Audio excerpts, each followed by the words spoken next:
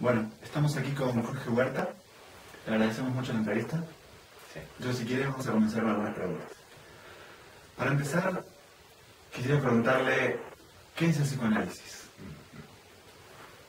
Bueno, mire, yo creo que hay varias palabras que se pueden usar como una definición, ¿no? A lo mejor esas palabras podrían ser que es una experiencia, es una práctica, es un recorrido, ¿no? A lo mejor cualquiera de estas tres podría quedar como inicio.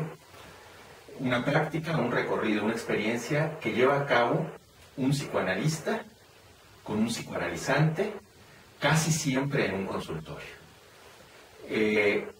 Se puede decir también lo que no es, digamos, ¿no? Y lo que no es una filosofía, no es una psicología, no es una explicación del ser humano.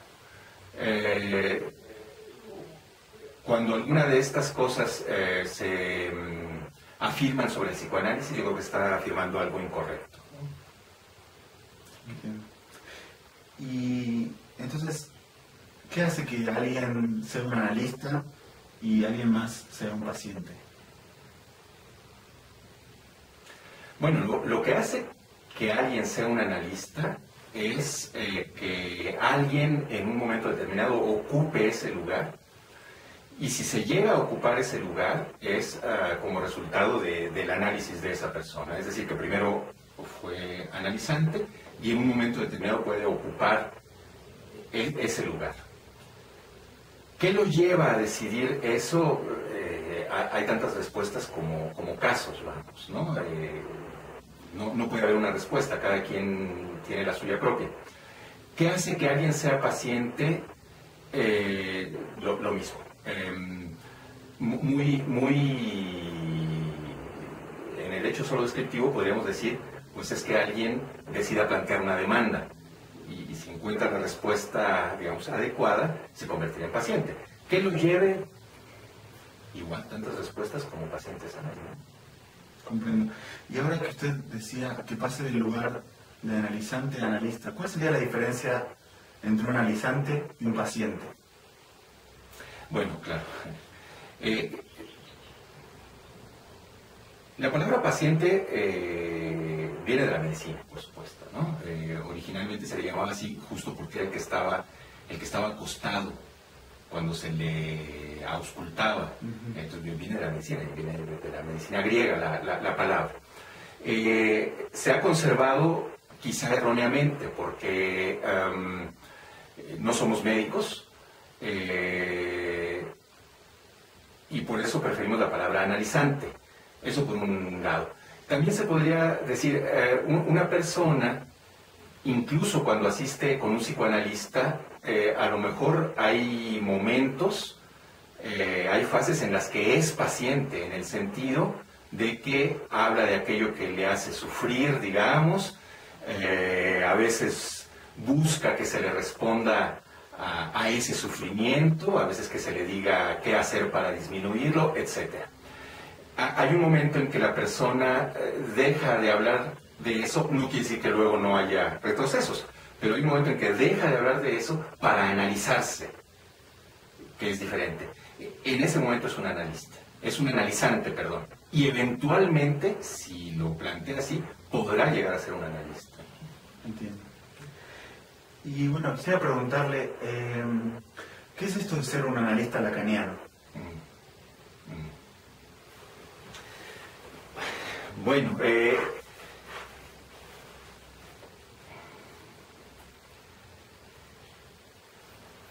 sí hay cambios que Lacan introduce en el qué hacer del analista. Es decir, Lacan,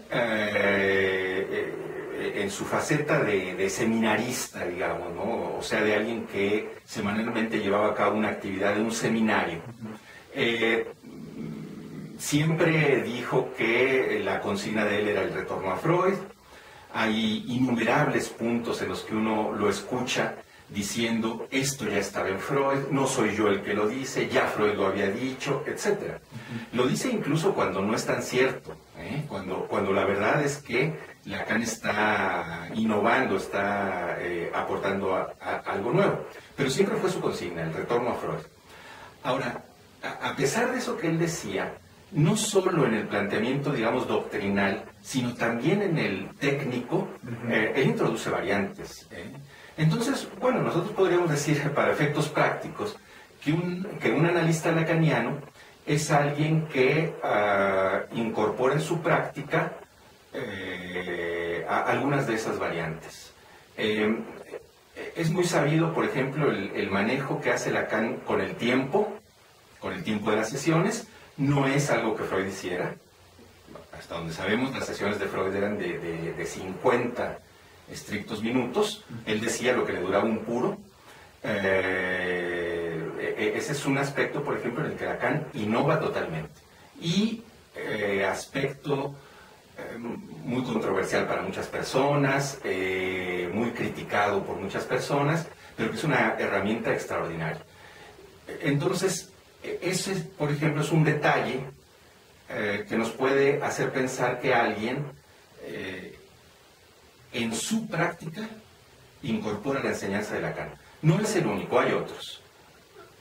Por ejemplo, otra cosa que se me ocurre ahorita es el apego muy riguroso a ver cada análisis, cada sesión de un análisis como única. Ese sería otro aspecto y otros que podríamos mencionar, ¿no? Y un poco más allá del ámbito técnico, ¿hay diferencias teóricas también? Sí, sí las hay. ¿Cómo cuáles, por ejemplo? Le insisto, Lacan decía que él estaba casi que repitiendo a Freud. No, él hace, bueno, mire, por mencionarle un ejemplo conocido, a la vez,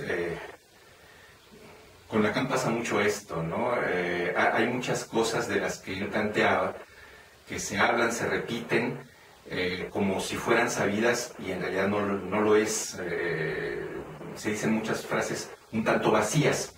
Algo así sucede con su aportación, por ejemplo, de los registros real, simbólico, imaginario. Él dice que estaban en Freud, en cierto modo sí, pero es un aporte que él hace, cuando él estos tres registros los lleva al nudo Borromeo y nos dice no puede separarse uno sin que se separen los otros, etc., está diciendo algo de teoría novedoso. Vamos, ¿no? Comprendo. Es también conocido, es conocida la importancia que le dan ciertos analistas lacanianos al tema del lenguaje. Entonces yo quisiera preguntarle, así como una vez a Freud le preguntaron por qué la sexualidad, yo quisiera preguntarle hoy por qué el lenguaje. Bueno, mire, por ejemplo, de alguna manera, si no fuera por ese factor del lenguaje, no podríamos teorizar, no podríamos estar compartiendo en este momento, ¿no? Pero no hay que sobredimensionar este asunto, me parece, ¿eh? Es decir, cuando Freud le da mucha importancia a la sexualidad, en su momento era algo muy novedoso, no se hablaba de eso. Él comienza a sorprenderse de, en sus pacientes, encontrar ese factor una y otra vez y dice, bueno, creo que aquí hay algo importante. Y no tiene miedo de hablar de una etiología sexual de la neurosis, de sexualidad infantil, etc.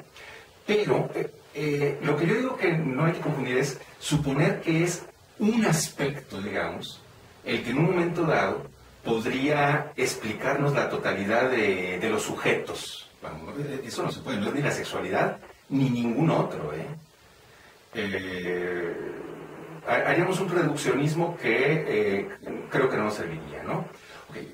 Lacan tiene una etapa en la que se da cuenta de que las cosas que a él están interesando y que encuentra en Freud pueden ser explicadas por cosas que ha encontrado también en un autor como Saussure, por ejemplo. Y entonces dice su famosa frase, el inconsciente estructurado como un lenguaje, etc. la metáfora y la metonimia, encontradas por él, por Lacan, como equivalentes de los mecanismos del inconsciente que Freud hablaba, etc. Sí, esto del lenguaje a él le permite explicar cosas, pero no se queda ahí, ¿eh? Justamente, como decíamos hace un rato, si él habla de estos tres registros, real, simbólico, imaginario, es para decirnos, no es lo único, se trata de un todo anudado borromeamente.